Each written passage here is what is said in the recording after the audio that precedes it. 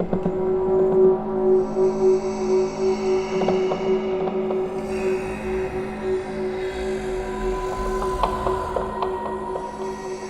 कहानी उन दिनों की है जब गांव में शौचालय नहीं होते थे, लेकिन पहले की तरह अब नहीं है।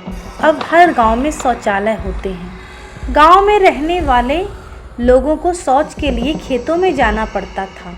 पिंकी रोज अपने माँ के साथ सुबह उठकर शौच के लिए जाती थी।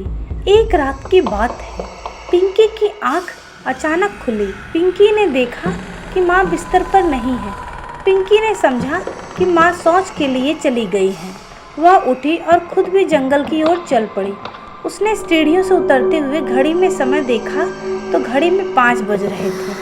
घड़ी को देखते हुए पिंकी कमरे से बाहर निकल गई। पिंकी रास्ते में बड़बड़ाते हुए, आज माँ मुझे जगाकर नहीं गई, लेकिन माँ ज़्यादा दूर नहीं पहुँची होंगी, रास्ते में मिल जाएंगी। जब पिंकी जंगल में उस जगह पहुंची जहां वह रोज अपनी माँ के साथ जाती थी, तो वहां उसे कोई नहीं दिखाई दिया, सिवाय खामोशी और डर देने वाला आवाज़ के अलावा, जो पास से ही आ रही थी। वैसे तो ये आवाज़ें रोज ही आती थी, लेकिन माँ उससे हमेशा कहती, इस आवाज़ों से डरना नहीं। सियार को एक ओर से पत्थर फेंक के मारे तो ये भाग जाते हैं। लेकिन आज पिंकी उन आवाज़ों को सुनकर डर रही थी। डर के मारे पिंकी की सांस रुक रुक कर आ रही थी। पिंकी अब जैसे ही घर जाने के लिए मुड़ी, उसने खेत में थोड़ी दूर किसी को देखा जिसने सफ़ेद कपड़े पहने थे। देखने से तो लग रहा था मानो कोई औरत हो। उसने दूर से ही उस सफ़ेद कपड़े वाली औरत को आवाज़ दी, माँ माँ, लेकिन उधर से कोई जवाब नहीं आया। पिंकी खेत में थोड़ी देर और उस औरत की तरफ बढ़ी और फिर आवाज़ दी, माँ माँ, आप यहाँ क्या कर रही हो? क्या वहाँ मैं आपसे बहुत गुस्सा हूँ? आज आप मुझे अपने साथ लेकर नहीं आई? पिंकी के इतना कहने के बाद भी वहाँ से कोई जवाब नहीं आया। पिंकी को बस उसकी चूड़ियों की आवाज़ आ रही थी। वहाँ माँ का आभास उनकी चूड़ियों से कर लेती थी, लेकिन अब जिन चूड़ियों की आवाज़ उसके कानों में जा रही थी, वह उसकी माँ की आवाज़ नहीं थी। न तो उधर से कोई आवाज़ आ रही थी, न ही वह आवाज़ उसकी माँ की चूड़ियों की थी। यह सोचकर पिंकी घर वापस जाने लगी। जैसे ही वह खेत से बाहर निकली, वह साया उसकी तरफ बढ़ता जा रहा था। यह देख तो जैसे उसकी हालत ही खराब हो गई।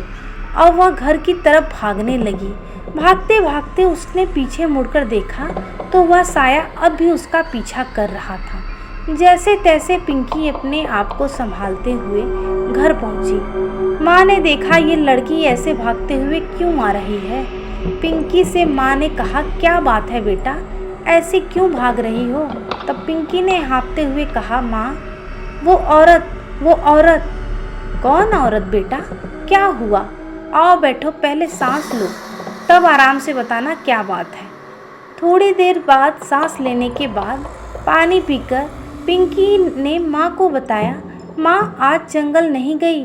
माँ ने कहा, नहीं, और तुम कहाँ गई थी? पिंकी ने कहा, मैं जंगल गई थी। माँ ने कहा, अकेले? पिंकी ने कहा, नहीं माँ, मैंने सोचा आप जल्दी चली गई थी जंगल, इसलिए आपके पीछे पीछे मैं भी चली गई। मुझे नहीं पता था कि आप आज गए ही नहीं, और मैंने घड़ी में भी समय देखा था, 5 बज रहे थे, तो उस समय जाने से मुझे डर नहीं लगा। इस पर माँ ने कहा, लेकिन बेटा घड़ी तो कल शाम 5 बजे ही बंद पड़ी है। अब तो पिंकी के पैरों तले ज़मीन खिसक गई। अब वह समझ चुकी थी कि मैंने जो सफ़ेद कपड़े में औरत देखी वो कोई इंसान नहीं थी। माँ ने पूछा भी कि क्या हुआ, तूने बताया नहीं?